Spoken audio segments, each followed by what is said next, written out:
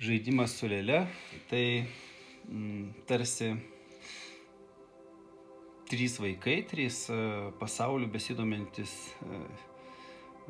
žmonės atranda kritusį angelą, kaip ir suprantam, nes dešinėje yra jos sparnas. Ir šiaip angelai iš dangaus nekrenta, matyt kažkas nutiko, ar atsitiko, ar buvo pašalintas.